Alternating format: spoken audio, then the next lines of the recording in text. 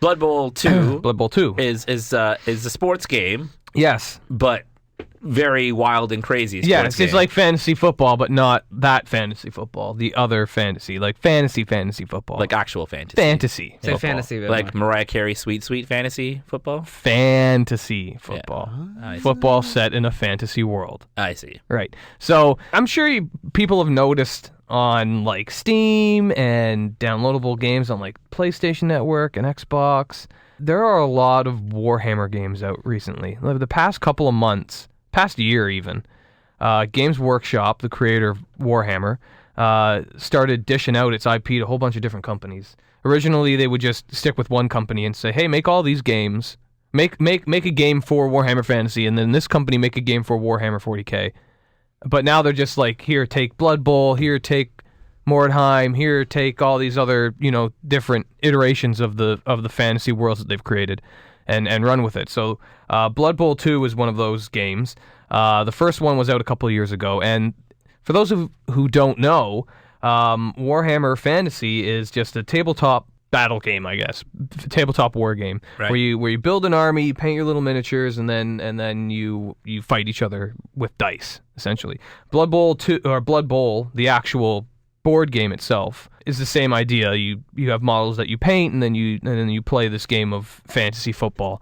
And it's also very dice-based, very, the luck of the dice is either on your side or it's not. There's strategy involved in it, but, it's basically dice, it comes down to dice rolls. And this game is the same thing, and it's very faithful to the actual world of Blood Bowl.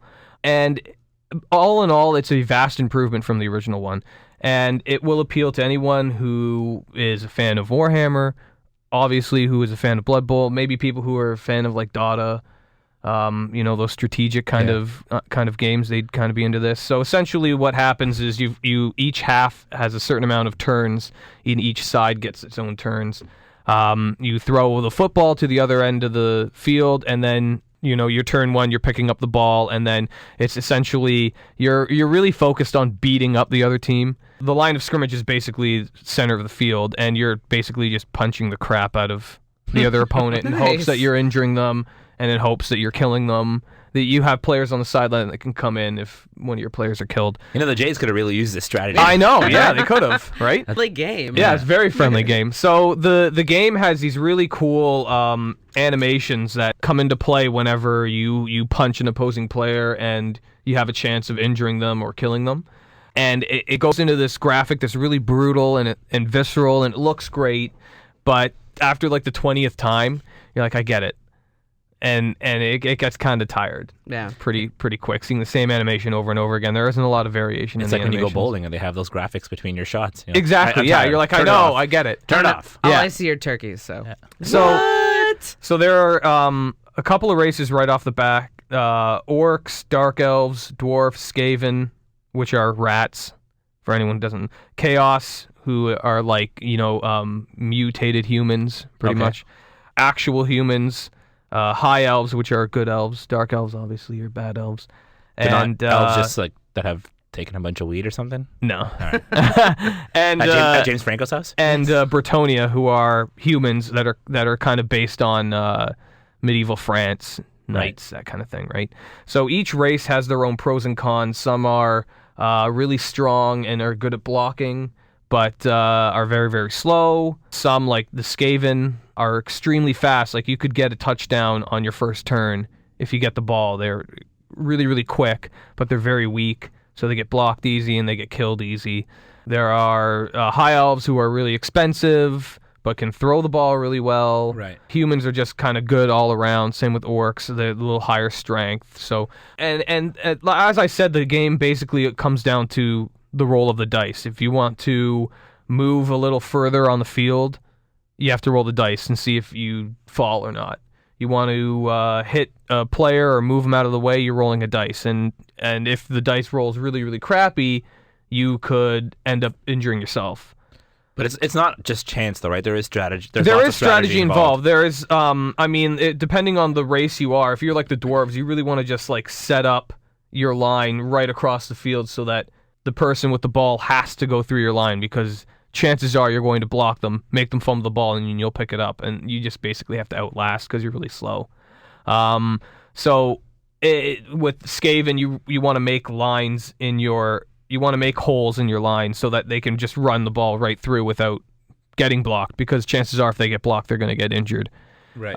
So there is a lot of strategy involved, but if you're not a huge fan of dice rolling and leaving everything up to chance, then I'd avoid this at all costs, because this game is basically one giant roll of the dice when it comes down to it. I mean, there is a lot of strategy involved, but when it comes down to it, you got to roll a dice. Would you say if you're like if you're a D&D player, would you be into this? Yeah, it's a fantasy world. Yeah, it sounds like a D&D Yeah, it's a type fantasy game. world. You'd be into that if you were into D&D or something like that. Is it a game that you can play like several times, like over and over, like a Yes. Madden or like For people who don't, for people who haven't played it before, the introduction, the main campaign is basically an introduction. It's a team out on its luck. It just sold its coach. So you're taking over and you're buying a new team and you're building it from the ground up. Right. It'll introduce a whole bunch of different concepts as games go on. You'll play. It's a long campaign. And you'll play different games, and it'll slowly introduce new mechanics to the game. And you're like, okay, by the end of it, you can go online and play another guy and be kind of comfortable with everything. The first game you play, you'll be so lost. You're like, what's going on? And they don't do a very good job of introducing the core mechanics of the game. Like, this is Blood Bowl. This is how you play it. That doesn't really get covered, and you're sitting there scratching your head after the first game. You're like, oh, apparently I got a touchdown and I've won, but I don't... I don't know how it happened. Yeah. And after the game progresses, like, you go from confused to I get it in about like 2 or 3 games. The games aren't very long, so that's not like a horrible thing. But for the most part, besides the campaign, it's either you're going to play tournaments at home against the AI, or you can go online. You can play with the person like on your couch. And the thing about this, as opposed to playing like a football game like Madden, you know how when you play with someone in your home, you have to pick your plays, and you can see. You're supposed to say, "Oh, I'm not looking," but you see that the guy is going for a running play or a throwing play, and you're going to adjust your defense accordingly. This game, you move a player at a time. And one side gets a turn, and then the other side responds. But you kind of make up your plays as you go along. So there isn't that secrecy is still there. You're not worried about what the other side is seeing, because you're going to see it regardless, and all your plans are still in your head. So you're not laying the plans out in front of your opponent. You can still keep those plans in your head. So it's a fun game to play with another person at home. I'll say the sound in the game isn't the best either, because they have 2 sports commentators for what they call Cabal Vision, which is their sports television, which I'm still confused as to why there's TV in this fantasy world, because it's supposed to be taking place in like a time where there's no electricity, right? So well, the beauty about fantasy is you can have whatever you want. Yes, you can suspend all disbelief, That's and that's right. what you're doing with this anyway, right? So when they're talking, their volume is very low as opposed to the crowd and the ball and everything else is happening in the game. Yeah. And a lot of what they say gets completely lost on you. And they have closed captioning up when they talk, but you don't know what they're talking about. Right. And I'll give it to the writers that they've made this their own world, and the commentators will make comments about past games, and you're not really supposed to know what's happening. It's just kind of trying to immerse you in the world. Right. And it does a pretty good job at Makes that. you feel like it's real. Yes, but at the same time, after a while, you're like, I don't care, because I don't know anything about what they're talking about. Yeah. And so I've stopped caring about it. And the sports commentators are horrible, because it's a satire. They're making fun of sports commentators. Oh, so it's intentional. Yes, they're intentionally bad. And that's a good thing, because it's funny, but after a while you're like, holy crap, they're really bad. Stop The joke is talking. over now. Yeah.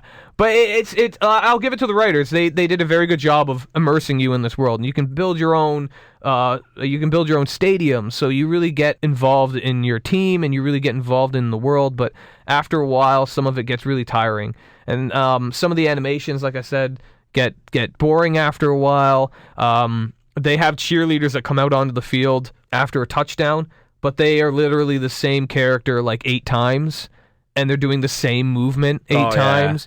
That, to me, almost looked like it was mailed in. Like, they're like, oh, guys, we need cheerleaders. Okay, So just, toss them in. Just, Right, right. 8 characters of the same person and just get them to do the same movements. That bugged me a little bit. That can be annoying after a while. Yeah. But, I mean, overall, it's a good game. If you're not into Warhammer and you have no interest in it, obviously don't buy it. Like, you will not have fun at all. Some people may not like the turn-based roll of the dice. If you don't want to leave things up to chance, I wouldn't leave it up to chance. I kind of like the idea, though. I mean, maybe it's because I did play D&D. And, yeah. I'm very much into like tabletop, board games and stuff, and I love sports, obviously. Yeah. So the idea of like mixing everything together kind of sounds interesting. For me personally, the actual board game itself appeals to me more than the video game. Only because I enjoyed investing my time into painting stuff. Right. I would do that over playing Blood Bowl, but Blood Bowl is a good thing. I could just sit down and kind of like, waste an hour away playing it. It was a good game overall. I'd give it a 7 out of 10.